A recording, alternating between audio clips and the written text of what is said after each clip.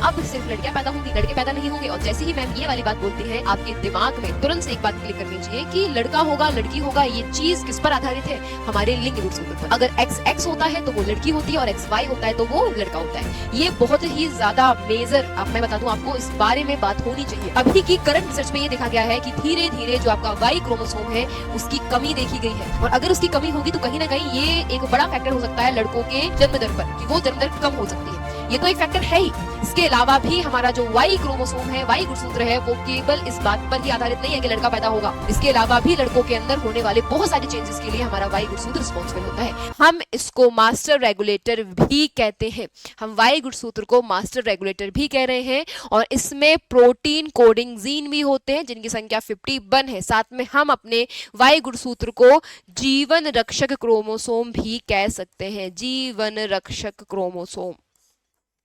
आपने देखा होगा कि आज की लाइफस्टाइल में बहुत यंग एज में लड़कों को हार्ट अटैक की बीमारी हो रही है, कैंसर की बीमारी हो रही है। तो ये क्यों हो रही है? भैया हम अच्छा लाइफस्टाइल जी रहे होगे तो नहीं होना चाहिए। तो आपको तो ये बात पता लग गया कि हम अच्छा लाइफस्टाइल नहीं जी रहे, हमारा रहन सहन ऐसा हो गया है कि यंग एज में भी हार्ट अटैक की बीमारी देखने के लिए मिल रही है। हर मतलब छोटे से छोटा बच्चा इस टाइम पर ऐसा हो गया मॉडर्न लाइफ जीने के लिए, और उस मॉडर्न लाइफ में उनको लगता है कि हम मॉडर्न लाइफ कैसे जी सकते हैं? स्मोकिंग करके। और सबसे बड़ा फैक्टर Y गुणसूत्र के कम होने का है आपका धूम्रपान।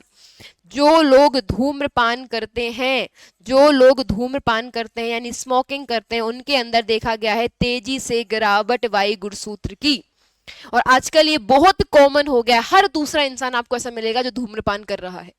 रहन सहन ऐसा है हमारा, हम हेल्दी डाइट नहीं ले रहे हैं, हेल्दी खाना नहीं खा रहे हैं, और ऐसी चीजें जो हमारी बॉडी के लिए नुकसानदायक है उनको हम भरपूर मात्रा में ले रहे हैं। तो कहीं ना कहीं ये जो आपका धूम्रपान है वो आपकी लाइफस्टाइल को खराब कर रहा है, और यही कारण है आपके Y गुणसूत्र का कम होने का।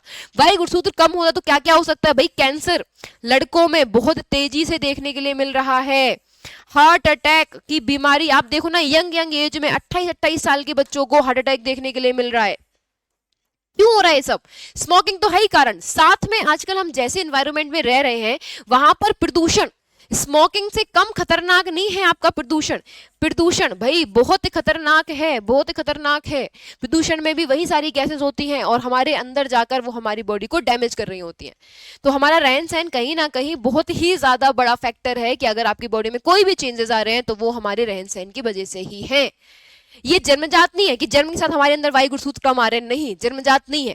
पहले देखा गया था कि एक एज के बाद यानी जब 50-60 की एज में इंसान पहुंचता है तो उस टाइम पर उसकी बॉडी में थोड़ा बहुत जो Y गुणसूत्र वो कम देखा गया, कुछ परसेंटेज में कम देखा गया। लेकिन अब तो स्टार्टिंग से ही ऐसा हो गया है, 25, 30, 35 साल के लोगों में भी Y गुणसूत्र की कमी देखी जा रही है।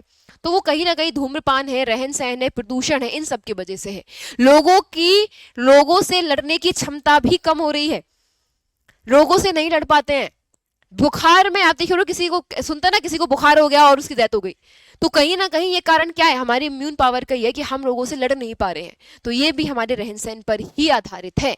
तो केवल ये नहीं है कि Y गुणसूत्र हमें केवल ये बताता है कि लड़का होगा तो Y गुणसूत्र है, वहां नहीं।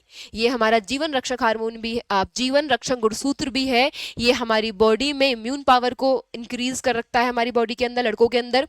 साथ में हमारी बॉडी के अंदर हमको कैंसर, आपकी जो बीमारी, हार्ट से रिलेटेड बीमारी, इन सब में कहीं ना कहीं ये इन्वॉल्व है। तो अपनी हेल्दी लाइफस्टाइल को जिए, अच्छा खाना खाइए, हेल्दी खाना खाइए, फिजिकल एक्टिविटी करिए, जिससे थोड़ी सी आपकी बॉडी भी एक्टिव रहे। उम्मीद है कि आज की आपका वीडियो अच्छा लगा होगा, आप चीजें समझ पाए होंगे। मिलेंगे आपको अगली वीडियो में, तब तक के लिए नमस्कार, थैंक यू सो मच, जय हिंद।